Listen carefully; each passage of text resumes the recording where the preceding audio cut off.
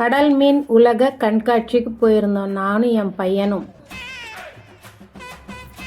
Snacks சாப்பிட்லான்னு சொல்லிட்டு உள்ளே போனோமா, அங்கே போன இடத்துல பாவ் பஜ்ஜி இருந்துச்சுங்க. ஒரு பிளேட் வாங்கினோம், நானும் என் பையனும் சாப்பிட்டோம். டேஸ்ட்டு சூப்பராக இருந்துச்சுங்க.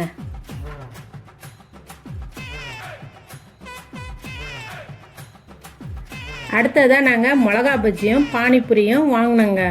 ஆனால் மிளகா பஜ்ஜி சூடே இல்லை, அவ்வளோவா நல்லா இல்லை. ஆனால் பானிபூரி ஓரளவு பரவாயில்ல, நல்லா இருந்துச்சு.